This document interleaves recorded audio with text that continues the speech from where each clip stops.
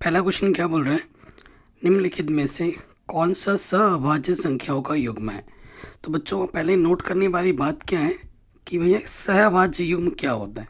कई बच्चों को तो पता ही नहीं होगा। सहअभाज्य युग्म, युग्म का मतलब क्या होता है बच्चों, जोड़ा। अगर आपके पास कोई दो संख्याएं हैं, ठीक है, ए और बी हैं, और उस दोनों संख्याओं का अगर एचसीएफ निकालो और आ जाए एक, ठीक है, तो ऐसी संख्याओं के जोड़े को हम कहते हैं सहअभाज्य युग्म। ठीक है, तो हमें चेक करना है, बहुविकल्पीय प्रश्न है। सो अगर आप देखें, सिंपल सी बात है, 7 दूनी 14, 7 पंजे 35, तो लॉसअप तो 7 आ रहा है, तो हमें लॉसअप एक चाहिए दोनों संख्याओं का। यहाँ 7 आ रहा है तो ये वाला नहीं होगा। दूसरे ऑप्शन पे आ जाऊँ, देखो बेटा 18 है, ठीक है, 18 को मैं लिख सकता हूँ 9 दूनी 18, इसको मैं लिख सकता हूँ 9 को लिख सकता हूँ 3 की घात 2 गुणा ही, फिर है 25, 25 को मैं लिख सकता हूँ 5 की घात 2। ठीक है, तो इन दोनों संख्याओं में कुछ भी ऐसा है जो उभयनिष्ठ हो, बिल्कुल नहीं है। तो जब ऐसा कुछ भी नहीं है उभयनिष्ठ दोनों में, तो इन दोनों संख्याओं का जो एचसीएफ हो जाएगा वो 1 हो जाएगा, यानी कि जो आंसर हो जाएगा वो ऑप्शन नंबर सेकंड हो जाएगा। ठीक है, 18 और 25 का एचसीएफ कितना आ रहा है, 1 आ रहा है, तो जो हमारा आंसर हो जाएगा वो हो जाएगा 18 25। ठीक है, ऑप्शन नंबर सेकंड हमारा सही हो जाएगा। आगे बढ़ते हैं, कह रहे द्विघात समीकरण मूलों का गुणनफल निकालना है। ठीक है, तो हमें द्विघात समीकरण क्या दे रखा है, जैसे एग्जाम में बच्चों लिख के करते हैं ना, बिल्कुल प्रॉपर वे में करवा रहा हूँ। ये हमारे पास है 3x² माइनस के 4x बराबर 0।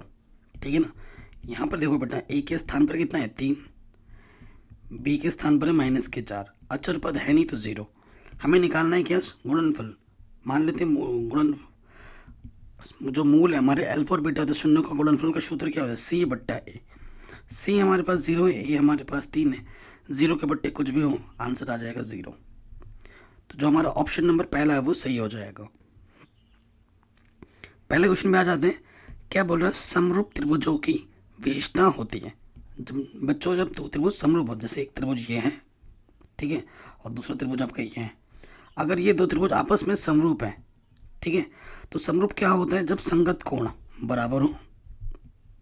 ठीक है, ए बी सी इसे बोल देते हैं पी की बात। ठीक है, संगत कोण जब बराबर हो और संगत भुजाओं का अनुपात जब बराबर हो, तब उसे हम बोलते हैं कि वो समरूप है। तो ऑप्शन पे आ जाओ, उनकी संगत भुजाएं समानुपातिक हो, संगत कोण बराबर हो, उपयुक्त में से दोनों। तो आंसर क्या हो जाएगा, उपयुक्त में से दोनों। पहला और दूसरा ऑप्शन दोनों सही है। अगला क्वेश्चन है, इसका मान क्या होगा। सो देखो बेटा, cos 60 का मान होता है 1/2, है ना, और cos 30 का मान होता है √3/2, बिल्कुल। sin 60 का मान होता है √3/2 और sin 30 का मान होता है 1/2। देखो ऊपर आ जाएगा √3 का √3, 2 दूनी 4, यहाँ पे भी वही चीज़ √3/2 दूनी 4, प्लस का माइनस का कटा, आंसर आ गया 0। तो ऑप्शन नंबर पहला सही हो जाएगा। आगे बढ़ो, कह रहे निम्नलिखित में से कौन सी केंद्रीय प्रवृत्ति की माप नहीं होती। देखो माध्य होता है केंद्रीय प्रवृत्ति की माप, बहुलक होता है, माध्यिका होता है, मानक विचलन नहीं होता है। तो सही उत्तर हो जाएगा मानक विचलन।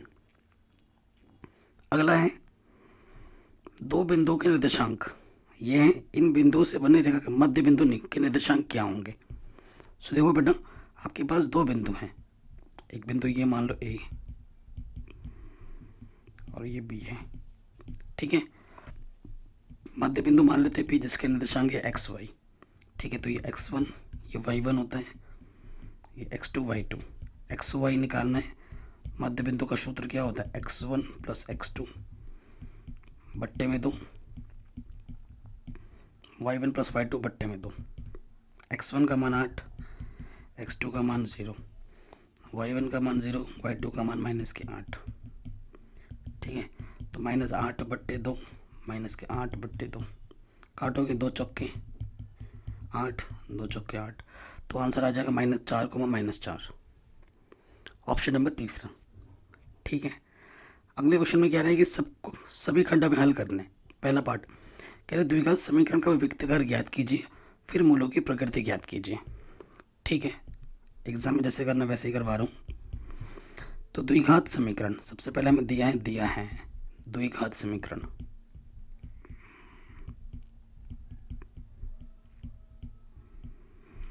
ठीक है, क्या दे रखा है बच्चों, एक बार लिख दीजिए। 2x² माइनस का 4x प्लस 3 बराबर 0। चूँकि ए के स्थान पर कितना है 2, बी के स्थान पर माइनस के 4 और सी के स्थान पर 3। ठीक है, हमें निकालना है पहले विभक्तिकर। ठीक, विभक्तिकर क्या है बेटा, डी बराबर सूत्र आपका होता है b² माइनस के 4ac। बी माइनस के 4 है, 4, ए का हमारा 2 है और सी हमारा 3 है। 4 चौको 16 माइनस का वर्ग प्लस 4 दूनी 8 3 24। ठीक है, तो ये कितना आ गया, माइनस के 8 आ गया। ठीक है, तो लिखेंगे चूंकि देखो डी का मान क्या है, नेगेटिव में है, तो लिखेंगे चूंकि डी का मान ऋणात्मक है,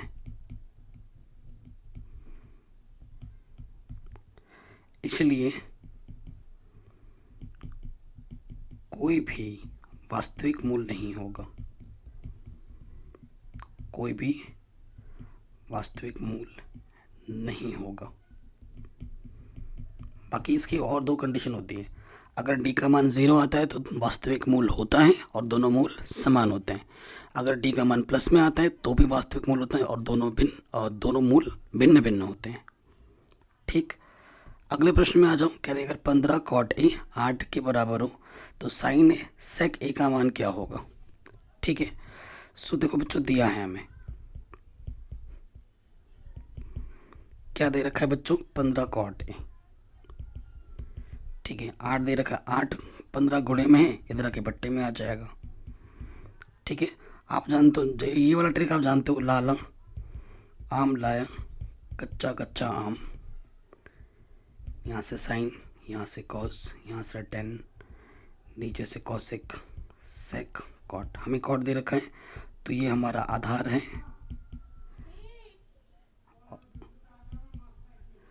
ठीक है, ये बट्टे में लंब है। ठीक है, तो बनाएंगे ये वाला चित्र बना देंगे हम। ओके, तो देखो बेटा यहाँ पर हमारा आधार क्या है, आधार 8 है और लंब हमारे पास 15 है। ठीक है, ये हमारा लंब हो जाएगा और ये मेरा आधार हो जाएगा। तो हमें तीसरी भुजा मालूम नहीं है कर्ण, तो पहले क्या निकालना पड़ेगा, कर्ण। तो ये लिख देंगे पाइथागोरस प्रमेय से, पाइथागोरस प्रमेय से। ठीक है, तो प्रमेय क्या होती है बेटा, जो होता है पाइथागोरस प्रमेय वो होता है कर्ण का वर्ग बराबर आधार का वर्ग प्लस लंब का वर्ग। ठीक है, तो कर्ण हमें निकालना है, आधार हमारे पास कितना है 8 और लंब हमारे पास है 15, वर्ग कर देंगे। 8 का वर्ग 64, 15 का वर्ग 225, जोड़ देंगे 289। तो कर्ण क्या हो जाएगा, 289 का वर्गमूल यानी कि 17। कर्ण जो होती है बेटा सबसे बड़ी भुजा होती है, ये 17 आ गई। ठीक है, अब हमें क्वेश्चन में क्या बोला है, प्रश्नानुसार साइन निकालो। तो यहाँ लिख देंगे प्रश्नानुसार, दो चीज़ें निकालनी है, पहला निकालना है साइन, ठीक है, और फिर निकालना है सेक। साइन बराबर क्या होता है बेटा, लंब बट्टे कर्ण, लंब बट्टे में कर्ण। तो लंब हमारे पास 15 है, कर्ण हमारे पास 17 है। फिर हमारे पास दूसरा है सेक। सेक क्या होता है बेटा, कर्ण बट्टे आधार। तो कर्ण का मान हमारे पास 17 है और आधार का मान हमारे पास 8 है। ये हमारा आंसर हमें मिल जाएगा। ठीक है बच्चों, नेक्स्ट पार्ट में आ जाऊँ। नेक्स्ट पार्ट हमसे क्या बोल रहा है, दो समरूप त्रिभुजों का क्षेत्रफल 121 और 289 वर्ग सेंटीमीटर है, तो इनकी संगत भुजाओं में क्या अनुपात होगा। ठीक है, दो त्रिभुज पहले से ही समरूप दे रखे हैं, ये वाला एक त्रिभुज ले लो और दूसरा वाला ये त्रिभुज है। ठीक है, एक का नाम दे दो बेटा, ये ए बी सी, यहाँ लिख देना दिया है। इसका नाम दे दो पी क्यू आर। ये दोनों त्रिभुज आपस में पहले ही समरूप बोल दिया है। ठीक है, और पहले वाले का जो क्षेत्रफल दे रखा है वो है 121 और दूसरे वाले का दे रखा है 289 क्षेत्रफल। संगत भुजा जिसकी इसकी बी सी है तो इसकी क्या होगी क्यू आर, इनका अनुपात निकालना है। ठीक है, तो लिखेंगे यहाँ पर प्रमेय 6.6 से। पर मैं 6.6 क्या कहती है, अगर दो त्रिभुज समरूप होते हैं तो उनके क्षेत्रफलों का जो अनुपात होता है उनके संगत भुजाओं के अनुपात के वर्ग के बराबर होता है। ठीक है, तो संगत भुजा यहाँ से ले लेते हैं BC और इधर से आ जाएगा QR। त्रिभुज ABC मुझे दे रखा है क्षेत्रफल 121 और दूसरे का दे रखा है 289। संगत भुजा का अनुपात निकालना है BC/QR। ठीक है, 121 को लिख सकता हूँ 11 का वर्ग, 289 को लिख सकता हूँ मैं 17 का वर्ग। ठीक है, टोटल का स्क्वायर है ये। इधर आगे हल करेंगे, यहाँ से आ जाएगा 11/17, दोनों का स्क्वायर, टोटल का स्क्वायर लिख दिया BC/QR। ठीक है, दोनों तरफ स्क्वायर ने तो हाथों की तुलना करेंगे, 2 से 2 हटेगा तो बचेगा BC/QR बराबर 11/17, यानी कि BC/QR बराबर 11/17 आंसर। ठीक है, ये आपका आंसर आ जाएगा। अगले क्वेश्चन में आ जाऊँ। कह रहे किसी बंटन का माध्य 16 है, बहुलक 13 है, तो बंटन की माध्यिका ज्ञात कीजिए। ठीक है, सबसे पहले देखो बेटा हमें दिया है, क्या दे रखा है बच्चों, माध्य 16, बहुलक 13 और हमें माध्यिका ज्ञात करनी है। ठीक है, तो यहाँ लग देंगे हम जानते हैं, वी नो दैट। तुम क्या जानते हो बच्चों, तुम जानते हो जो बहुलक होता है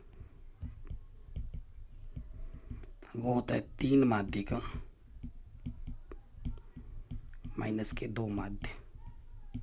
ठीक है, ये संबंध होता है, आप जानते हो। ठीक है, इसको डब्बे में बंद कर देते हैं सूत्र को। अब हम मान रखेंगे, बहुलक हमें दे रखा है कितना, 13, माध्यिका मुझे दे रखा है 16, सॉरी माध्यिका तो मुझे निकालनी है, माध्यिका को मैं M बोल देता हूँ और माध्य मुझे दे रखा है 16। ठीक है, तो यहाँ से 13, माध्यिका को मैंने M से दर्शाया है, 16 दूनी 32, माइनस का 32 इधर आके क्या हो जाएगा, प्लस के 32 इधर आ जाएगा 3M। आगे हल करेंगे तो 3 2 5, 3 और 1 4, 3M, 3 गुणे में इधर आके क्या हो जाएगा, बट्टे में 3 से काटोगे 3 कम 3, 3 बचे 15। तो जो माध्यिका का जो मान आएगा, ठीक है, वो कितना आ जाएगा बच्चों, 15। ठीक है, ये हमारा उत्तर हमें मिल जाएगा। अगले प्रश्न में आ जाएंगे, सिद्ध करना है कि √3 एक अपरिमेय संख्या है। चलिए सिद्ध करते हैं, हर साल आने वाले प्रश्न ये सभी बच्चों। माना, उल्टा मान लेते, माना √3 एक परिमेय संख्या है। हर एक परिमेय संख्या P/Q के रूप में लिखी जाती है, जहाँ पर Q का मान 0 नहीं होता है, होना चाहिए। P व Q को हम पूर्णांक हो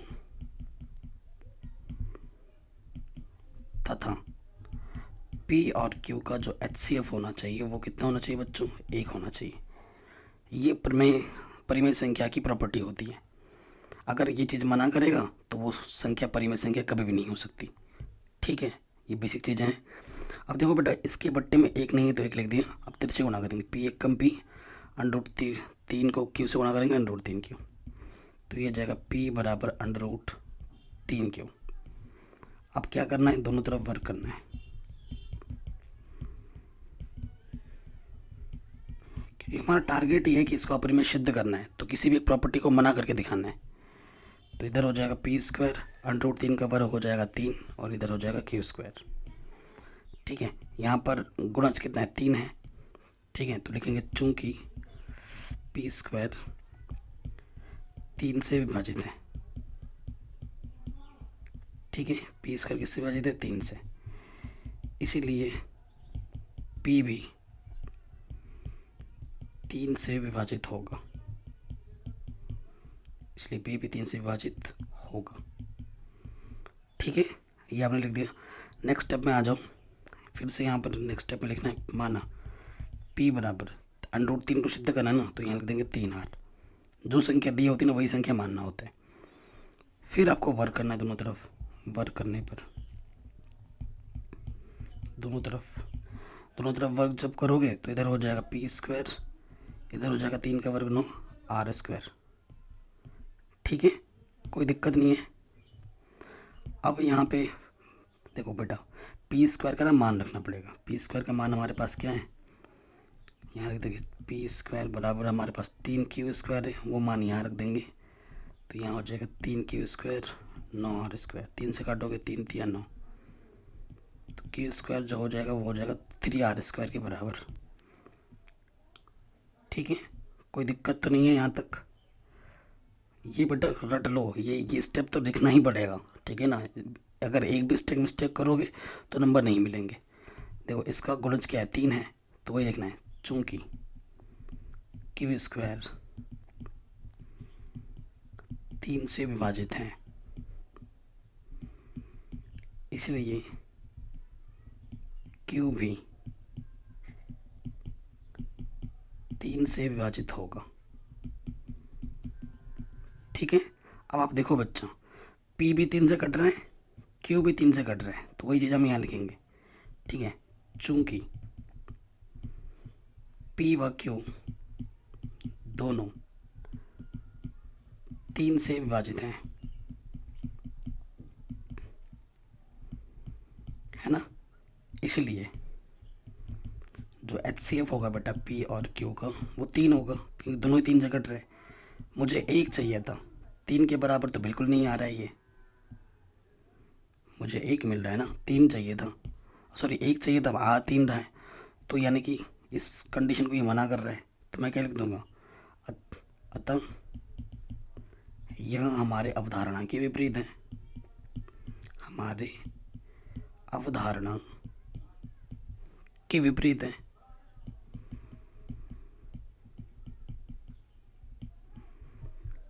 इसलिए √3 क्या होगी, इसलिए √3 एक अपरिमेय संख्या है। ठीक है, ये तो लिखना ही पड़ेगा, इससे शॉर्ट कुछ नहीं होता बेटा, ये एकदम परफेक्ट लिखा है, सिंपल। ठीक है, अगले क्वेश्चन पे आ जाओ। कह रहे हैं कि ए का मान ज्ञात कीजिए जिसके लिए ये जो समीकरण है और ये जो समीकरण है उसके अपरिमित रूप से अनेक हल हैं। ठीक है जी, तो देखो बेटा, जो 2 समीकरण दे रखे हैं वो हम लिखेंगे, यहाँ पर दिया है। पहला समीकरण क्या है, ax + 2y = 2। दूसरा आपको दे रखा है 8x + के ay = 4। ठीक है, तो चूंकि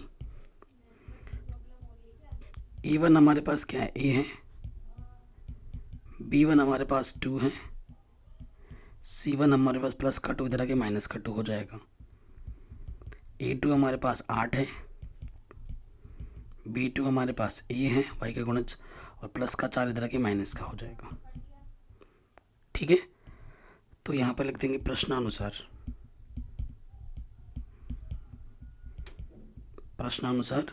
क्या है, अपरिमित रूप से अनेक हल के लिए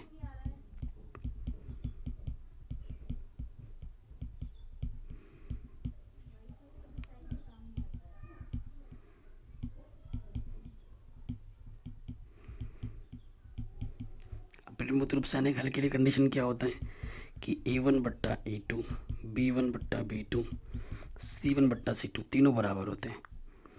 ठीक है, तीनों अनुपात बराबर होते हैं, समपाती रेखा होती है। मान रख देंगे a1/8 2/a, c1 है माइनस का 2/4, माइनस माइनस कट जाएगा, प्लस हो जाएगा। स्टार्टिंग के 2 ले लो। ठीक है, जब a/8 = 2/a, तो a गुणा a हो जाएगा a², 8 दूनी 16, तो वर्गमूल निकाल लोगे, 16 का वर्गमूल क्या होता है 4, तो a का मान आ जाएगा +-4। कोई दिक्कत नहीं होगी। अगले क्वेश्चन में आ जाते हैं। क्वेश्चन क्या बोल रहे हैं, दिए गए चित्र में PH/SQ जो बराबर है PT/TR के हैं, और ये जो कोण है PST PRQ के बराबर है, तो हमें सिद्ध क्या करना है कि जो PQR त्रिभुज है, PQR ये जो त्रिभुज है ये एक समद्विबाहु त्रिभुज है, ये हमें सिद्ध करना है। समद्विबाहु त्रिभुज सिद्ध करना यानी कि हमें 2 भुजाएं बराबर दिखानी पड़ेंगी। ठीक है, ये हम समझ पा रहे हैं क्वेश्चन से। अब देखिए बेटा, जो जो दे रखा है वो एग्जाम में जैसे लिखना है वैसे हम करवाएंगे आपको। तो हाल में आ जाते हैं सॉल्यूशन। सबसे पहले हमें क्या दिया वो लिखेंगे, दिया है, क्या दिया है बेटा, पी एस बट्टे एच क्यू जो बराबर है पी टी बट्टे टी आर के दे रखा है, ठीक है। और हमें क्या दे रखा है, जो कोण है बेटा पी एस टी किसके बराबर है, पी आर क्यू, ठीक है। ध्यान से देखिएगा, पी एस टी ये वाला जो कोण है इस कोण के बराबर दे रखा है। ये दो चीज़ हमें पहले से ही दी हुई है, अब जहाँ ज़रूरत पड़ेगी इसका हमें उपयोग करना है, ठीक है। कोई दिक्कत वाली बात नहीं है। इसको समीकरण 1 बोलते हैं, इसको समीकरण 2 बोलते हैं। हमें क्या सिद्ध करना है वो हम लिख लेते हैं। सिद्ध करना है, क्या सिद्ध करना है कि त्रिभुज पी क्यू आर एक समद्विबाहु त्रिभुज है, समद्विबाहु त्रिभुज है, ये हमें सिद्ध करना है, ठीक है। अगर आप ध्यान से देखें हमें क्या दे रखा है बेटा, पी एस बट्टे एच क्यू किसके बराबर, पी टी बट्टे टी आर क्यू दे रखा है, ठीक है। चूंकि पी एस बट्टा एच क्यू बराबर है पी टी बट्टे टी आर, अगर ऐसा है तो ये तभी तो क्या होता है प्रमेय 6.2 से, तो ये अगर भुजाओं का अनुपात बराबर होता है तो ये जो भुजा होती है और ये जो भुजा आपस में समांतर होती है, इसका मतलब है कि जो एस टी है वो समांतर है क्यू आर के, ठीक है। और इस वजह से अब ये रेखा इसके समानांतर है, तो यहाँ पे जो कोण होगा यहाँ पे भी वही कोण होगा, ठीक है ना, एकांतर कोण बराबर होते हैं और ये वाला कोण इसके बराबर होगा, ठीक है। तो हमारे पास क्या आ जाएगा बच्चों, इसलिए कि जो कोण है पी एस टी वो बराबर हो जाएगा किसके, पी क्यू आर के, ठीक है। ये हमारे पास हो जाएगा। अगर मैं इसको बोलूँ इसको समीकरण नंबर में 3 बोल सकता हूँ। फिलहाल एक से ही काम बन जाएगा तो मैंने एक ही लिया है, दूसरा भी ले सकता हूँ बट उसकी ज़रूरत नहीं है, क्यों कि ये वाला कोण भी इसके बराबर हो जाएगा। अब आप देखो बेटा, जो पी एस टी है वो पी आर क्यू के बराबर है और जो पी एस टी वो पी क्यू आर के भी बराबर है, तो तुलना कर देंगे, ठीक है। समीकरण 2 तथा 3 से तुलना करने पर तो क्या हो जाएगा कि पी आर क्यू किसके बराबर हो जाएगा, पी आर क्यू के, कोण पी आर क्यू किसके बराबर हो जाएगा, पी क्यू आर के, समझ रहे, ये वाला कोण इसके बराबर हो जाएगा। अब ये त्रिभुज ये भुजा तो समान है, तो अगर ये कोण इसके बराबर है, संगत कोण बराबर है, तो आप जानते हैं कि संगत भुजा भी बराबर होती हैं, अर्थात ये जो पी क्यू भुजा है वो पी आर के बराबर हो जाएगी। अगर इस त्रिभुज में ये भुजा इसके बराबर है तो दोनों भुजा बराबर है, यानी कि ये क्या हो जाएगा, अतः त्रिभुज पी क्यू आर एक समद्विबाहु त्रिभुज है, समद्विबाहु त्रिभुज है। ये आपको आपका आंसर मिल जाएगा, ठीक है, कोई दिक्कत नहीं। अगले प्रश्न में आ जाते हैं। कह रहे हैं एक 40 सेंटीमीटर ऊंचे शंकु के छिन्नक के वृत्ताकार शिरों की त्रिज्या इतनी और इतनी और इतनी है। शंकु के छिन्नक की तिर्यक ऊंचाई आपको ज्ञात करनी है, ठीक है। मैं आपको छिन्नक बना के दिखाता हूँ पहले, ठीक है। छिन्नक आपको पता ही होगा, है ना, ये आपका हो गया छिन्नक, ठीक, जिसकी 2 वृत्ताकार सिराएं होती हैं, ओके। ये ऊंचाई है, ऊंचाई आपको याद है, एक 40 सेंटीमीटर ऊंचे, जिसकी ऊंचाई 40 सेंटीमीटर रखी है। वृत्ताकार सिरों की त्रिज्या है, ठीक है, त्रिज्या एक 38 सेंटीमीटर है, ये वाली 38 सेंटीमीटर है और एक है 8 सेंटीमीटर, ठीक है। तो आपको तिरछी ऊंचाई ये वाली जो ऊंचाई है वो ज्ञात करनी है, ठीक है। तो हम मान लेते हैं कि दिया है R1 दे रखा है 8 सेंटीमीटर, R2 दे रखा है 38 सेंटीमीटर और हाइट h दे रखा है 40 सेंटीमीटर, ठीक है। आपको तिर्यक ऊंचाई L की गणना करनी है। सूत्र आप जानते हो, चूंकि तिर्यक ऊंचाई h बराबर, सूत्र क्या होता है बच्चों, h बराबर सूत्र होता है अंडर रूट में h² प्लस में R2 माइनस R1 का होल स्क्वायर। सूत्र में मान रखो, h का मान कितना है 40, R2 का मान है 38 और इसका मान है 8, ठीक है। 40 का वर्ग 1600, 38 में से 8 घटाएंगे 30 आ जाएगा, 30 का वर्ग 900, तो ये आ जाएगा 2500। इसको मैं लिख सकता हूँ 25 गुणा 100। 25 का वर्गमूल 5, 100 का वर्गमूल 10।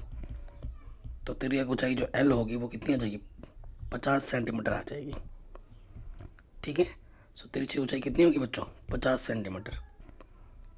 ये हमें हमारा आंसर मिल जाएगा। अगला क्वेश्चन है, यूक्लिड विभाजन प्रमेय का, जिसे हम एल्गोरिथम भी कहते हैं, उसके प्रयोग से 272 और 1032 का HCF निकालना है। ठीक है, सो यहाँ लिख देंगे चूँकि क्या, जो 1032 है वो बड़ी है किससे, 272 से। बिल्कुल, तो यहाँ लिख देंगे हम यूक्लिड विभाजन प्रमेय का से। ठीक है, ये चीज़ हम लिख देंगे। और यहाँ पर है 1032 और इधर है 272। हमें क्या करना है बेटा, पहले 272 से भाग देना है 1032 में। सो लगभग ये किसके आसपास है, 250 के आसपास है। 4 बार जाएगा, आई थिंक 4 बार में भी ज़्यादा हो जाएगा, है ना, 4 बार में भी ज़्यादा हो जाएगा, 3 बार जाएगा। ठीक है, 3 बार जाएगा, आइडिया लगा, 3 दूनी 6, 7 21, हंसी लगा 2, 3 दूनी 6 और 2 8। ठीक है, गुणा भाग सही होना चाहिए, 3 दूनी 6, 3 7 21, हंसी लगा 2, 3 दूनी 6 और 2 8। घटाओ, 12 में से 6 घटाएंगे 6, 2 में से गया 1। ठीक है, और 10 में से 8 गया, देखो 216। ठीक है, तो कितनी बार गया, 3 बार। शेषफल कितना बचा, 216। तो जब तक शेषफल आपका 0 ना आ जाए तब तक आपको करना है, आपको द्वितीय स्टेप में आना पड़ेगा।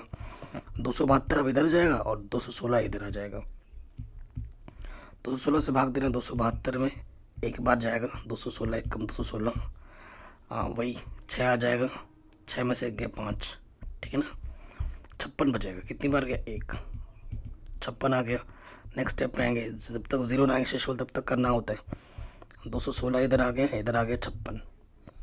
56 से भाग देना है 216 में, तो कितनी बार जाएगा, 6 3 18 से जो कि 24 ज़्यादा हो जाएगा, तो 3 बार जाएगा। 6 3 18, हासिल लगा 1, 5 3 15 और 1 16। घटाएंगे, 16 में से 8 गया 8, यहाँ 0 बचा, हासिल लिया 1, और 10 में से 6 गया 4, 48 बचेगा। एक बार गया 48। ठीक है, नेक्स्ट स्टेप में आ जाओ, 0 नहीं आ रहा है। ठीक है, तो अब इधर आ जाएगा 56, इधर आ जाएगा 48। 48 से भाग देना है 56 में, एक बार जाएगा 8 बचेगा, एक बार गया 8 बचा, यहाँ 48 8। 8 से भाग देना 48 में, 8 6 48, शेषफल 0 आ गया। कितनी बार गया, 6 बार शेषफल आ गया 0, यहीं रुक जाना है। आपने अंतिम संख्या जिससे भाग दी थी वही आपका क्या होता है, HCF।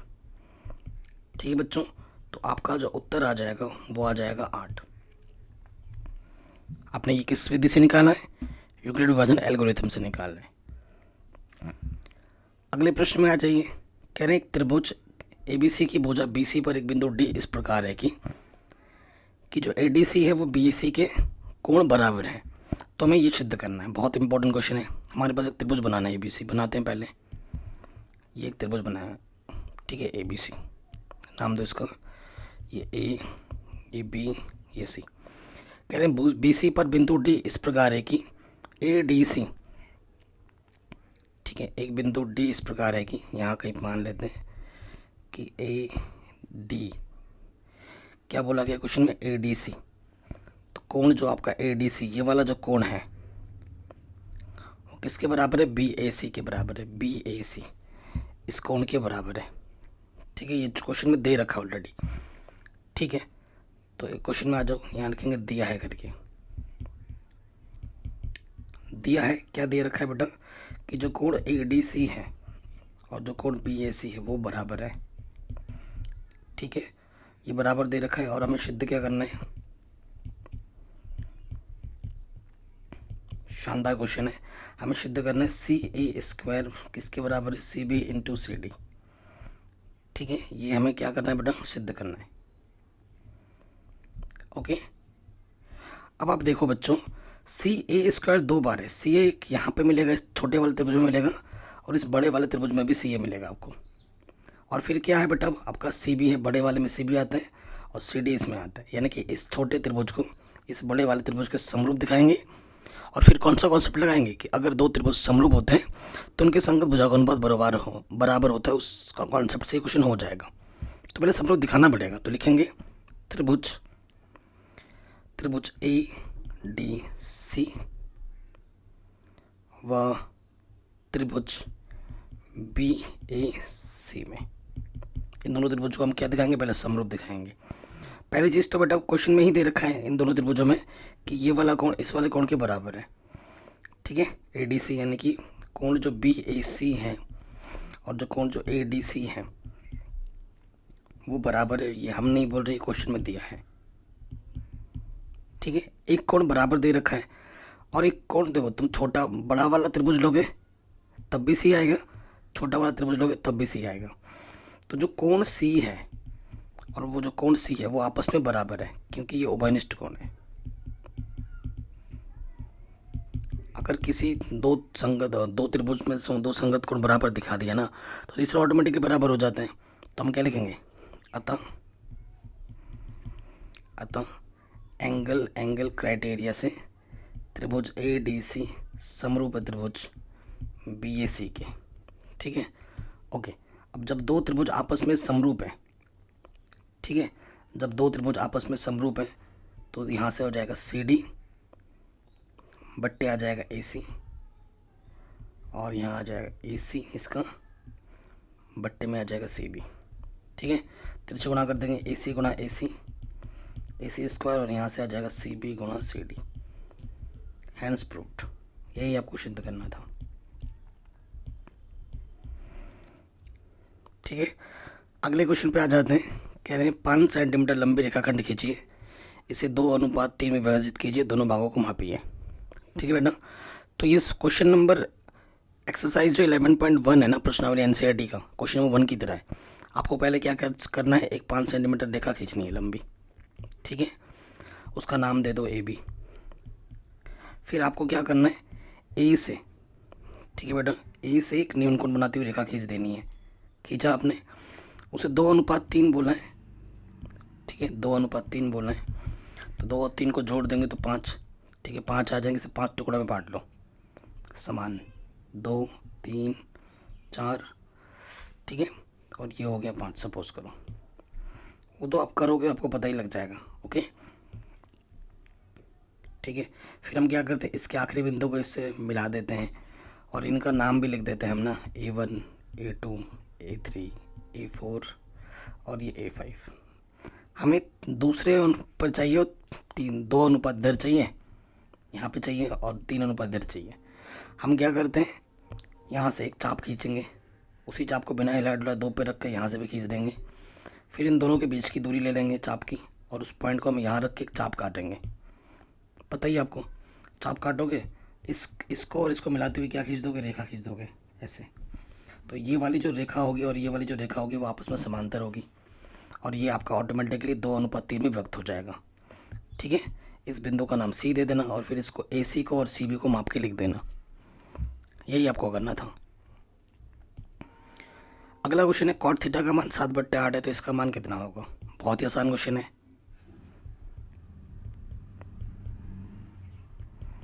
क्या दिया है बच्चों,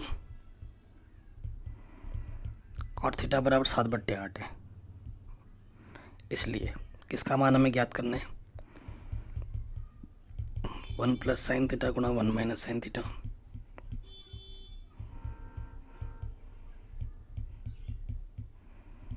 ठीक है।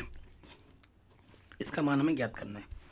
अब आप देख पा रहे हैं किस रूप में, A + B A - B, ऊपर भी नीचे भी, और सूत्र जो लगा रहे वो मेंशन करना है।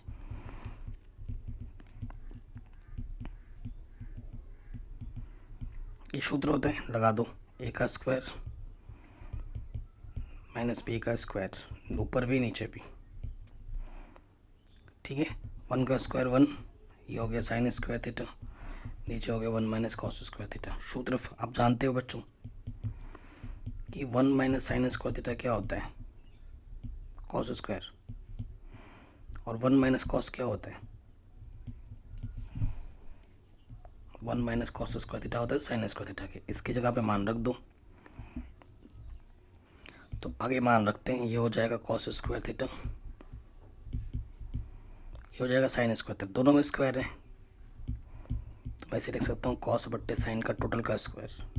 कॉस बट्टा साइन क्या होता है? कॉट थीटा, और कॉट थीटा क्वेश्चन में दे रखा ऑलरेडी 7/8।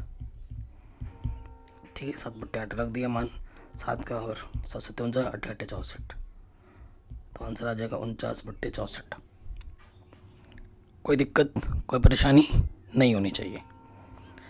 अगले क्वेश्चन में आ जाते हैं। कह रहे 2 क्रमागत धनात्मक पूर्णांक ज्ञात कीजिए जिनके वर्गों का योग 365 हो। ठीक है, 2 क्रमागत धनात्मक पूर्णांक बोले, माना 2 क्रमागत धनात्मक पूर्णांक। क्या बच्चों? एक तो x हो जाएगा, दूसरा क्या हो जाएगा? x+1।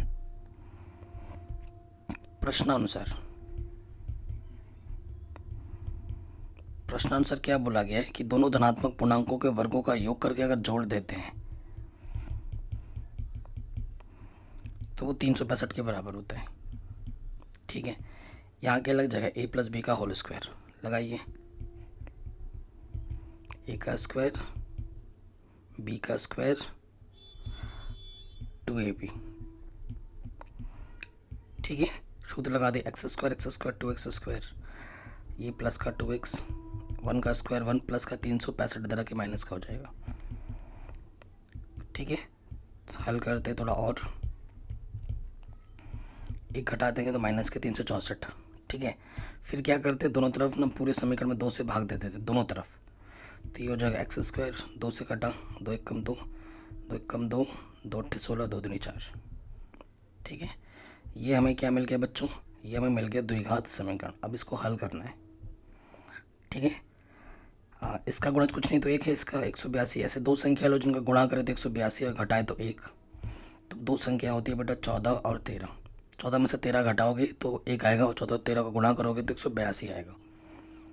ठीक है, ओके। अब आगे हल करेंगे, इसके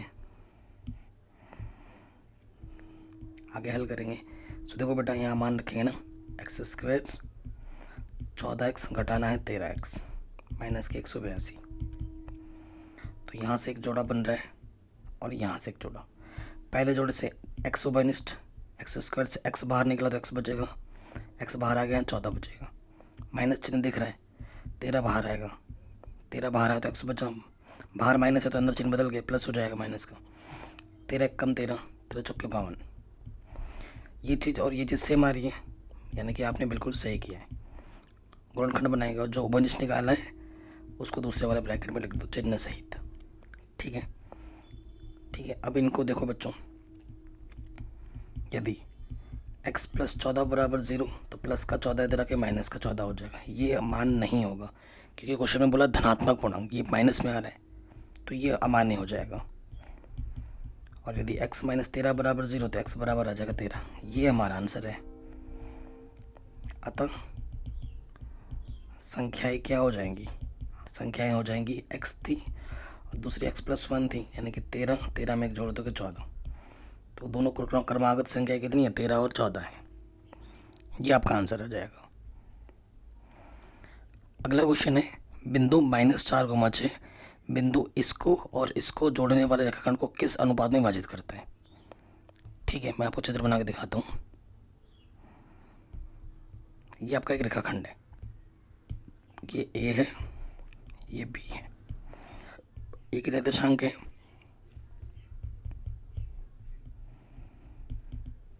ठीक है, एक बिंदु है, मान लेते हैं ये बिंदु P है।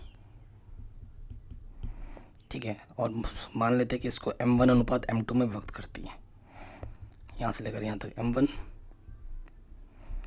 यहाँ से लेकर यहाँ तक m2। ठीक है, तो वही आपको निकालना है। देखो, तो यहाँ लिख देंगे विभाजन सूत्र से।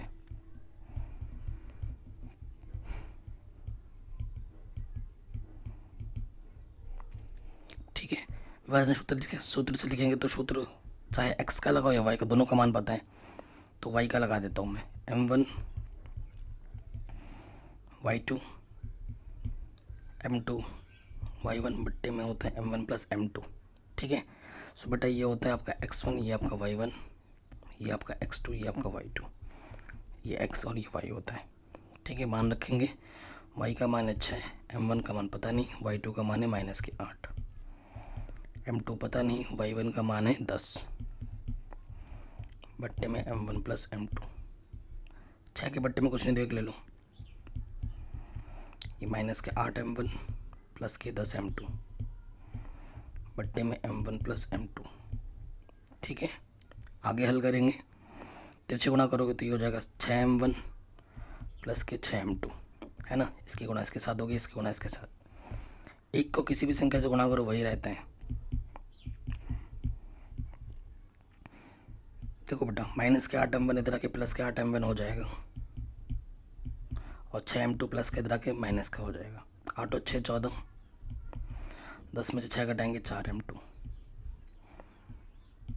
ये m2 गुणे में इधर के बट्टे में आ गया, वो 14 इस तरफ गुणे में था, इधर के बट्टे में हो गया, 2 3 4, 2 7 14।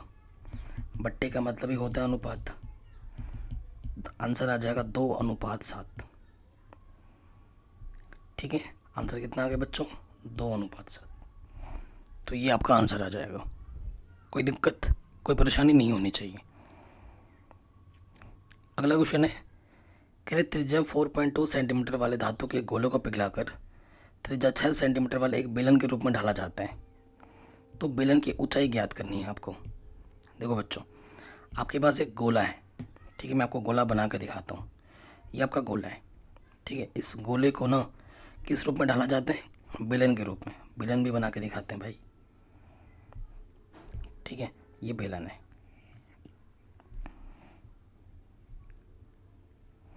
ठीक है। तो ये गोला हुआ और ये हमारा बेलन हुआ, ठीक है। पहले इस रूप में था, इस रूप में इसको इस रूप में डाला गया, तो यानी कि दोनों का आयतन समान रहेगा, ये चीज़ हम समझ पा रहे हैं। इसमें देखो बेटा, गोले की जो त्रिज्या दे रखी है वो दे रखी है 4.2 सेंटीमीटर, स्मॉल आर से प्रदर्शित कर रहे हैं, और 6 सेंटीमीटर त्रिज्या वाला एक बेलन बनाया गया, और इसकी त्रिज्या जो दे रखी है वो 6 सेंटीमीटर, हम इसको कैपिटल आर से दर्शा रहे हैं। तो बेलन की ऊंचाई ज्ञात करनी है, माना बेलन की ऊंचाई कितनी है, h है, जो कि हमें ज्ञात करनी है, ठीक है। चूंकि गोले का आयतन किसके बराबर होगा बच्चों, बेलन के आयतन के, है ना। सूत्र लगाते हैं, गोले का आयतन का होता है 4/3 पाई आर क्यूब, बेलन का होता है पाई आर स्क्वायर h। दोनों तरफ पाई ये कटा, आगे हल करेंगे, 4/3, स्मॉल आर कितना है 4.2, 3 बार गुणे में आ जाएगा, ठीक है। और उस तरफ है आर स्क्वायर 6 गुणा 6, और h का मान हमें ज्ञात करना है, ठीक है। तो ये 6 गुणे में इधर के बट्टे में आ जाएगा,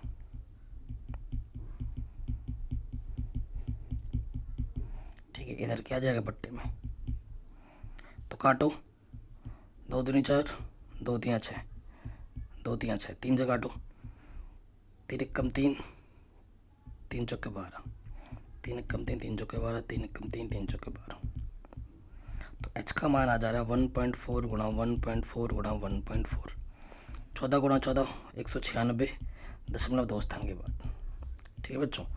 तो मुझे कमेंट करके बताओ बेटा, इसको गुणा करोगे 196 को 14 से और 0.3 स्थान बाद लगाओगे, जो आएगा वही आपका उत्तर आ जाएगा।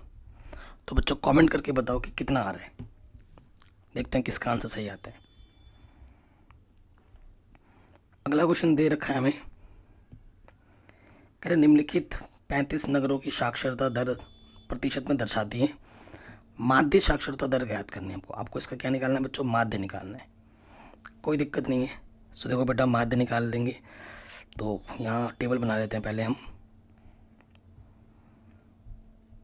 पहले हमारा क्या आ जाएगा, वर्ग अंतराल, फिर आपका बारंबारता, फिर x आएगा, ठीक है, फिर देखते हैं क्या आता है। फिलहाल इतना कॉलम हम बना रहे हैं, ठीक है। सो हम यहाँ लिखेंगे वर्ग अंतराल, यहाँ हमारा f आएगा, यहाँ x आएगा। फिलहाल वर्ग अंतराल हमें कैसे क्या दे रखा है बच्चों, 45 से 55, 55 से 65, 65 से 75, 75 से 85 और 85 से 95। ठीक है। नगरों की संख्या 3, 10, 11, 8, 3। और x कैसे निकालते हैं, वर्ग अंतराल को जोड़ के आधा कर दो। सो देखो बच्चों, जोड़ेंगे आधा करेंगे तो कितना आ जाएगा बेटा, 45 + 55 बट्टे 2, तो ये आ जाएगा 100 बट्टे 2 यानी कि 50। ठीक है, 50 आ गया तो यहाँ हमने 50 लिख भी दिया, कोई दिक्कत नहीं है। परंतु देखो पहले सब में अंतर समान है ना, 10-10 का अंतर है, तो जब अंतर समान है तो 10-10 जोड़ते जाओ, तो ये आ जाएगा 60, 70, 80, 90। अब सिंपल सा मेथड लगाओ, इतनी कैलकुलेशन मत करो, डायरेक्ट मेथड लगा दो, है ना, उसमें कैलकुलेशन बहुत कम होती है। डायरेक्ट मेथड में सिर्फ हमें क्या चाहिए होता है, f और x की गुणा। तो गुणा करो f और x की, 5 × 15, 600, 11 × 70, पीछे से 0, 8 × 64, पीछे से 0, 9 × 27, पीछे से 0। ठीक है। तो जो माध्य होता है सूत्र बेटा प्रत्यक्ष विधि में, वो होता है सिग्मा fx बट्टे सिग्मा f। सिग्मा का मतलब fx का कुल योगफल और f का कुल योगफल। तो जोड़ो इसको, ये तो 0 आ गया, 5 और 7 12, 12 और 4 16, 16 और 7 23, हासिल लगा 3, हासिल लगा 2, यहाँ आ जाएगा 3। पहले इसको जोड़ेंगे, 7 और 7 14, ठीक है, 14 और 6 20 और 2 22, 22 और 2 24। ठीक है। अब यहाँ जोड़ो, 10 और 3 13। ठीक है, यहाँ से देखो बेटा, यहाँ से 8 और 3 11, 11 11 22, 22 और 10 32 और 3 ये हो जाएगा 35। ठीक है, तो यहाँ मान रख देंगे, सिग्मा fx है 2430 और ये बट्टे में है 35, भाग दो 5 से, 5 से 35 और ये आ जाएगा 5 चौके 20, 5 अट्ठे 40, 5 छंग 30, भाग दे दो 7 से। ठीक है, 7 छंग 42। ठीक है, घटाएंगे तो कितना बचेगा, 6 बचेगा और यहाँ से लग जाएगा 6, 7 7 अट्ठे 56, 7 9 63, घटाएंगे 3 बचेगा, दशमलव लगाएंगे 0 बढ़ जाएगा, 7 21, 7 चौको 28, दशमलव के 2 स्थान तक 2 और 7 दूनी 14, दशमलव के 2 स्थान तक ही ले रहे हैं, तो यह जाएगा 69.42। ठीक है, लगभग ये आपका आंसर मिल जाएगा। कोई दिक्कत कोई परेशानी हो, वीडियो को एक बार दोबारा ज़रूर देखें। आगे बढ़ते हैं। कह रहे हैं निम्न समीकरणों के युग्म को रैखिक समीकरण युग्म में बदलकर हल करना है। रैखिक समीकरण युग्म में इसको बदलना है और फिर इसको क्या करना है बच्चों, हल करना है। ये आपका समीकरण 1 है और ये आपका समीकरण नंबर 2 है। देखो बेटा, इसके बट्टे में x + y है, इसके बट्टे में x + y है, इसके बट्टे में x - y है, इसके बट्टे में भी x - y है। ठीक है जी, तो हम मान लेते हैं, माना 1 के बट्टे में x + y को हम a मानते हैं और 1 के बट्टे में x - y को हम b मानते हैं। ठीक है, तो समीकरण 1 से क्या हो जाएगा, देखो बेटा, तो ये हो जाएगा 10a + 2b = 4। ठीक है, और समीकरण 2 से क्या हो जाएगा, ये हो जाएगा 15a - 5b = -2। ठीक है, कोई दिक्कत वाली बात नहीं है। तो अब हमें a और b का मान निकालना है। यहाँ 2 है, यहाँ 5 है, तो मुझे क्या करना पड़ेगा, इस वाले में 5 से गुणा करना है b को हटाने के लिए और इस वाले में 2 से। तो लिख दूंगा समीकरण 3 तथा 4 से। ठीक है, कहीं कोई डाउट या दिक्कत हो वीडियो को दोबारा ज़रूर देखना। हल करते हैं, 5 से गुणा करेंगे, 5 × 50a, 10b, 5 चौके 20, 15 दूनी 30a, 10b, 2 दूनी 4, विपरीत चिन्ह है बी का, तो विपरीत चिन्ह होने पर जोड़ते हैं, तो यहाँ लिख देंगे जोड़ने पर,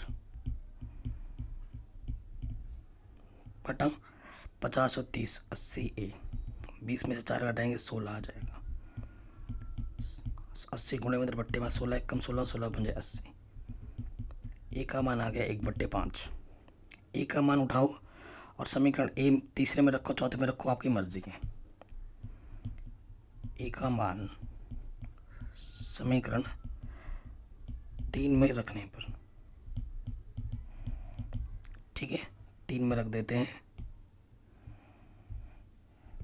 3 में जब देखो बेटा यहाँ रखेंगे ए का मान, तो 10, ए का मान है 1/5 और यहाँ है 2 भी, 4, 5 से काटोगे 5 दूनी 10, 2 एक कम 2 हो जाएगा, तो प्लस का 2 उधर के माइनस का 2 हो जाएगा, 2 बचेगा, 2 एक कम 2, तो बी का मान आ गया 1, ठीक है।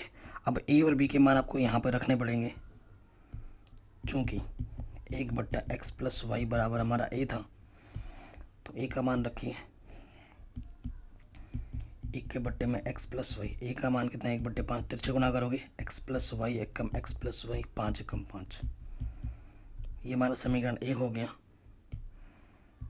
और 1/x - y हमारा क्या था, b था, मान रखेंगे, b का मान 1 आया है, तिरछे गुना करोगे x - y एक कम x - y, 1 एक कम 1, ये समीकरण नंबर हमारा बी आ गया, ठीक है। अब हम हल करेंगे समीकरण ए व बी को।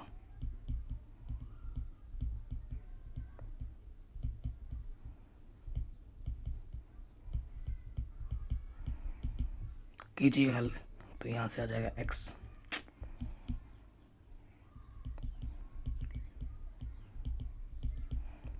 जोड़ दिया, y कटा ± 2x बराबर 6, 2 दिया 6, x का मान 3 आ गया आंसर। x का मान किसी भी एक समीकरण में रख दो, चूँकि x + y बराबर 5 था, x मान 3 है, तो प्लस का 3 अगर जाके क्या हो जाएगा माइनस का, तो y का मान आ जाएगा 2, ठीक है। x का मान 3 और y का मान 2 आएगा। ये आपका क्वेश्चन आराम से बन गया। आगे बढ़ते हैं नेक्स्ट क्वेश्चन में। अगला क्वेश्चन क्या बोल रहे हैं, 3 वर्ष पूर्व रहमान की आयु का व्युत्क्रम और अब से 5 वर्ष पश्चात आयु के व्युत्क्रम का जो योग है वो 1/3 है। उसकी वर्तमान आयु ज्ञात करनी है आपको, ठीक है। तो चलिए ज्ञात करते हैं। माना रहमान की वर्तमान आयु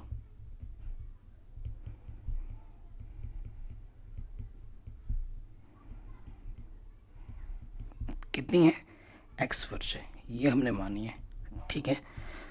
तो देखो प्रश्नानुसार क्या होगा, इसलिए 3 वर्ष पूर्व, पूर्व का मतलब पहले,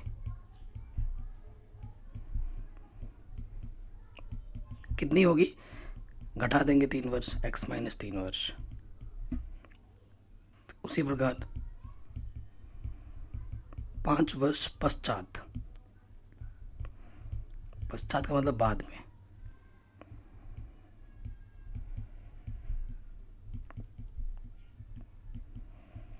तो रहमान की आयु कितनी होगी, अभी x से, तो 5 वर्ष बाद कितनी होगी, 5 जोड़ दो,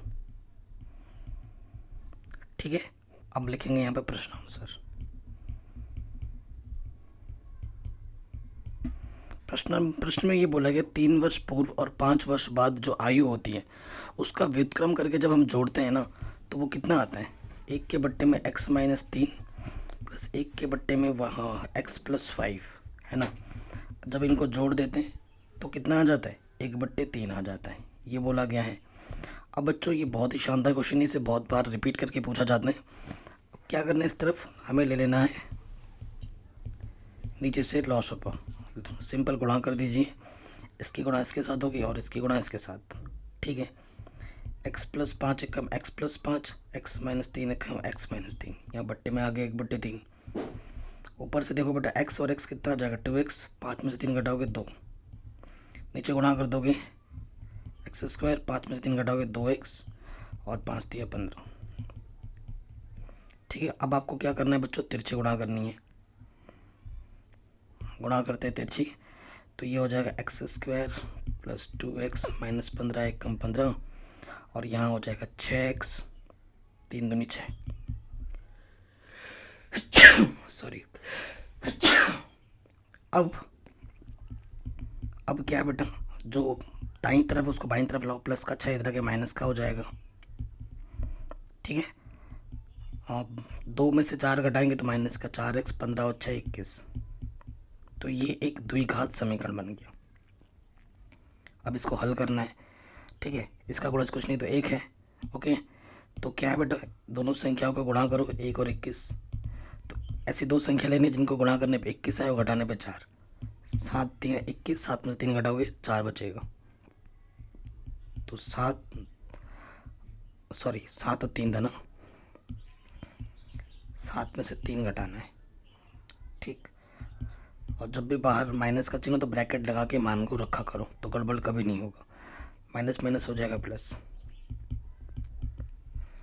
ठीक है। यहाँ से एक जोड़ो, यहाँ से एक जोड़ो, पहले जोड़ से एक्स उभयनिष्ठ, एक्स बचेगा, एक्स बाहर आ गया 7 बचेगा, 3 उभयनिष्ठ आ जाएगा, 3 बाहर आ गया, 3 7 21। देखो ये चीज़ 2 बार आ रही है, यानी कि आपने सही किया है। तो जो 2 बार है उसे हम 1 बार लिखेंगे, और जो ब्रैकेट में आपने उभयनिष्ठ निकाला था उसको दूसरे ब्रैकेट में डाल दोगे चिन्ह के सहित। यदि x प्लस 3 बराबर 0, तो प्लस का 3 इधर माइनस का 3 आ गया, तो आयु कभी माइनस में नहीं होती। पुनः यदि x माइनस 7 बराबर 0, तो माइनस का 7 इधर के क्या हो जाएगा, प्लस के 7, और यही हमारा आंसर हो जाएगा। यानी कि जो रहमान की वर्तमान आयु है बच्चों, वो कितनी है, 7 वर्ष है। ये आपका उत्तर आ जाएगा, ठीक है। अगले प्रश्न में आ जाते हैं। कह रहे हैं एक बहुमंजिल भवन के शिखर से देखने पर एक 8 मीटर ऊंचे भवन के शिखर और तल के जो अवनमन कोण है वो 30 और 45 डिग्री है। बहुमंजिल भवन की ऊंचाई और दोनों भवनों के बीच की दूरी ज्ञात करनी है। तो चित्र बनाते हैं पहले, है ना। तो पहले बनाते हैं बहुमंजिल भवन, मतलब बहुत बड़ा इमारत है ये, बहुमंजिल भवन है। बहुमंजिल के भवन के शिखर से देखने पर एक 8 मीटर ऊंचे भवन के शिखर और तल, देखो एक 8 मीटर ऊंचे भवन, ये है 8 मीटर, ठीक है। ये जमीन दोनों पे खड़ा है, ये मेरा बहुमंजिल है, इधर वाला बहुमंजिल, और ये मेरा सिंपल भवन है 8 मीटर। इसकी ऊंचाई कितनी है, 8 मीटर, और इसकी ऊंचाई, क्वेश्चन में क्या बोला गया है कि बहुमंजिल भवन के शिखर से देखने पर एक जो 8 मीटर ऊंचा भवन है ना, इसके शिखर के और पाद के जो अवनमन कोण है वो 30 और 45 है। अच्छा जी, पहली बार में 30 है और दूसरी बार में कितने, 45 है।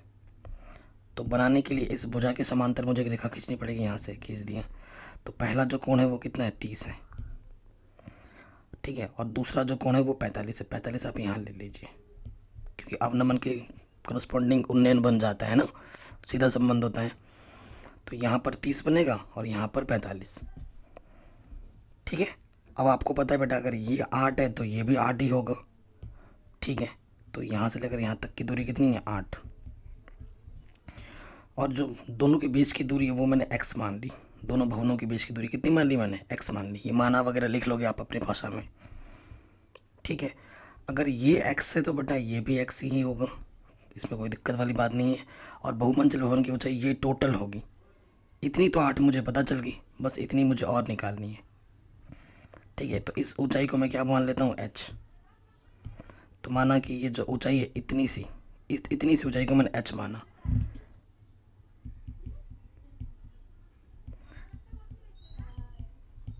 इसलिए बहुमंजिल की जो ऊंचाई होगी ना वो कितनी होगी, 8 + h होगी, ठीक है। अब मैं इसको नाम दे देता हूँ, ठीक है। ये A है, ये B है, ये C है, ये D है, और ये वाला पॉइंट E है। तुम नाम कुछ भी दे सकते हो, उससे फ़र्क नहीं पड़ता, ठीक है। हमें x भी निकालना है, दोनों भवनों के बीच की दूरी कितनी है वो भी निकालनी है। ये x है तो बेटा ये भी x ही होगा, है ना, समांतर है। तो 2 समकोण त्रिभुज बन रहे हैं, बस उनको हल कर लो। एक समकोण त्रिभुज ये बन रहा है और एक समकोण त्रिभुज आपका ये बन रहा है, हल कर लो, आपको ऑटोमेटिकली आंसर मिल जाएगा। तो सबसे पहले त्रिभुज में आ जाते हैं DEC में, ठीक है। यहाँ से लेकर यहाँ तक की दूरी भी तो x ही है, ठीक है। तो बेटा मुझे ये भी निकालना है और ये भी निकालना है, तो दोनों में संबंध लगाना पड़ेगा। तो DE/EC, ठीक है। आप जानते हैं बेटा कोण के सामने वाली भुजा ये लंब है और ये आधार है, तो लंब बटे आधार क्या होता है, tan थीटा। थीटा हमारे पास इसमें 30 है, ये h है और EC हमारा x है। tan 30 का मान होता है 1/√3, तिरछे गुणा करोगे x एकम x और ये हो जाएगा h√3। समीकरण नंबर 1 मान लेते हैं, जहाँ ज़रूरत पड़ेगी इसका इस्तेमाल करेंगे। पुनः दोबारा से आ जाओ इस बड़े वाले त्रिभुज में, ठीक है, त्रिभुज DAB में। DAB में क्या हो जाएगा, DA/AB, ठीक है ना। ये दूरी बटे ये दूरी, हमें संबंध लगाना पड़ेगा। ये भी लंब बटे आधार tan थीटा, थीटा कितना है 45, तो DA कितना है h+8, h+8 और ये है x। tan 45 का मान 1 होता है, 1 के बट्टे में कुछ नहीं तो 1 लगा सकते हैं हम। अब आगे हल करते हैं, तो गुणा कर दोगे तिरछे गुणा, इसकी गुणा इसके साथ h+8 एकम h+8 x एकम x, ठीक है, कोई दिक्कत तो नहीं है। अब देखो बेटा तुम x का मान रख सकते हो समीकरण 1 से, यहाँ पर रख दो, यहाँ पर h+8 और यहाँ आ जाएगा h√3 प्लस के h इधर आके क्या हो जाएगा माइनस के h। h क्या है उभयनिष्ठ, ये गुणे में है, इधर आके क्या हो जाएगा बट्टे में, ठीक है। तो बट्टे में कभी भी अंडर रूट नहीं छोड़े तो परिमेयकरण करना पड़ेगा, ठीक है। विपरीत चिन्ह से ऊपर गुणा कर देते हैं, तो ऊपर हो जाएगा कितना, ऊपर हो जाएगा 8√3 + 1 और यह है a - b a + b, a का स्क्वायर माइनस b का स्क्वायर, ठीक है। बेसिकली इसको हल करोगे तो 3 आएगा और एक का स्क्वायर 1 होता है, तो यहाँ 2 आ जाएगा। 2 से काटोगे तो यहाँ कितना आ जाएगा 4, 2 चौके 8 होते हैं, ठीक है। ये चीज़ हो गई। यहाँ मैं क्योंकि जगह कम है तो यहीं लिख देता हूँ आगे, इसके आगे वाला हिस्सा। तो यह h का जो मान आ जाएगा वो आ जाएगा 4√3 + 1, ये h मिल गया मुझे, ठीक है। समीकरण नंबर 3 बोल दो, परंतु h नहीं निकालना, h का मान मुझे यहाँ रखना पड़ेगा, ठीक है ना। बहुमंजिल की ऊंचाई निकालने के लिए h का मान कितना है 4√3 + 1, 8, 4 से गुणा करोगे 4√3, 4 एकम 4, 8 और 4 12 और यहाँ है 4√3 आंसर। तो बहुमंजिल की ऊंचाई तो इतनी होगी, ठीक है। अब हमें x का मान निकालना है, तो जो h आया है वो यहाँ पर उठा के रख दो, आपको x का मान भी मिल जाएगा, ठीक है। अब हमें क्या करना है, h का मान क्या करूँगा मैं, h का मान समीकरण 1 में रखने पर, ठीक है, रख देते हैं। सो ये h है 4√3 + 1 और गुणे में कितना √3। सो देखो बाहर से 4 √3 से गुणा करेंगे, √3 3, ये आ जाएगा √3 एकम √3, ठीक है। यहीं पे छोड़ दो इतना मीटर, ये होगी दोनों भवनों के बीच की दूरी, ये आपका आंसर आ जाएगा। अगले क्वेश्चन पे आ जाते हैं। कह रहे भूमि के एक बिंदु P से 10 मीटर ऊंचे भवन के शिखर का जो उन्नयन कोण है वो 30 डिग्री है, ठीक है। भवन के शिखर पर एक ध्वज को लहराया गया है। सो देखो बच्चों एक एक लाइन पढ़ते हैं और चित्र बनाते हैं।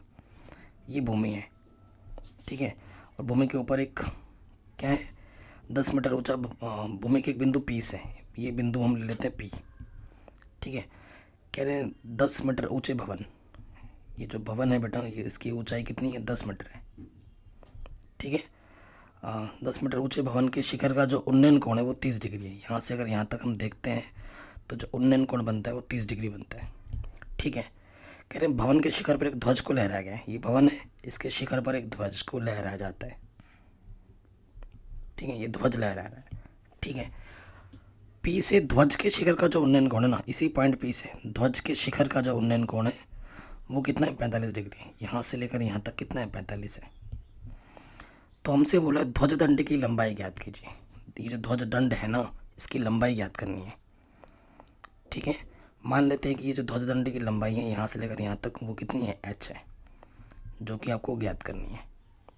ठीक है, और आपको जो √3 का मान लेना है वो आपकी बार 1.732 लेना है, ये बता दिया गया है। ठीक है, तो इस पॉइंट को मैं P वो दे रखा है, इसको मैं Q बोलता हूँ, इसको R बोलता हूँ और इसको H बोल देता हूँ। ठीक है, चलिए शुरू करते हैं। तो अब देखो बेटा, मैंने हमेशा आपको बोला है कि दो समकोण त्रिभुज आपको बनेंगे, उनको बस हल कर दो, आंसर मिल जाएगा। एक यहाँ बन रहा है और एक यहाँ बन रहा है। ठीक है, सो यहाँ आ जाओ त्रिभुज PQR में।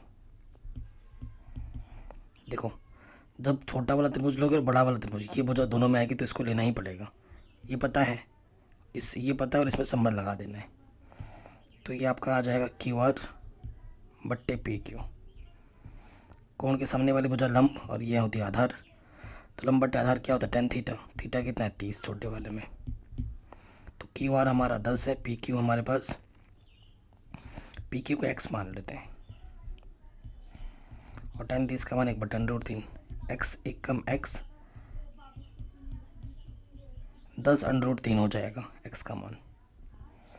ठीक है, कोई दिक्कत नहीं, समीकरण नंबर इसको 1 मान लेते हैं। अब आ जाओ त्रिभुज PQH में। ठीक है, PQH में आ जाओ। अब ये मुझे निकालनी है और इसमें संबंध मुझे लगाना पड़ेगा। तो ये हो जाएगा आपका HQ बट्टे PQ। ये भी लंब बट्टे आधा tan थीटा। थीटा इस बड़े वाले में कितना है 45 डिग्री है। HQ क्या है बच्चों, H प्लस 10 और PQ हमने x माना है। tan 45 का मान 1 होता है। 1 के बट्टे में कुछ नहीं, तो 1 लगा लिख देते हैं। तिरछी गुणा करेंगे, इसकी गुणा इसके साथ, इसकी गुणा इसके साथ, है ना। तो ये हो जाएगा h प्लस 10, ये हो जाएगा x। हमें h का मान निकालना है, ठीक है ना। तो x की जगह पे मान रख दो समीकरण 1 से, ये आ जाएगा 10√3। ठीक है, तो प्लस के 10 उधर जाके क्या हो जाएगा, माइनस के 10 उभनिश ले वो यहाँ से √3 बच जाएगा, 10 एक कम 10, इतना मीटर। ये आपका आंसर आ जाएगा। ठीक है, ध्वज दंड की लंबाई ये आ जाएगी, लेकिन √3 का मान भी रखना है, वो तो हमने रखा नहीं है, अब रख देते हैं। √3 का मान कितना है 1.732 -1, तो ये आ जाएगा। 1 घटाओगे तो 732, 10 से गुणा करोगे 7320, दशमलव कितने स्थान के बाद, 1 स्थान के बाद लग जाएगा। ना क्या कर रहा हूँ, दशमलव 1 स्थान पीछे खिसक जाएगा, है ना। तो ये हो जाएगा 7.320, इतना मीटर। ये आपको आपका आंसर मिल जाएगा, 0.3 स्थान के बाद लगेगा, कोई दिक्कत नहीं होनी चाहिए। तो इस तरीके से ये जितने भी क्वेश्चन हैं वो मोस्ट इम्पॉर्टेंट क्वेश्चन थे और ये क्वेश्चन पेपर में पूछे गए हैं, मोस्ट रिपीटेड है। ठीक है, ये ऑफिशियल क्वेश्चन पेपर है, मॉडल पेपर है जो मैंने आपको सॉल्व करा है। बाकी सब कुछ करा रखा है, एक बार लिंक्स ज़रूर चेक कर लेना, डिस्क्रिप्शन में सब कुछ मैंने पढ़ा रखा है।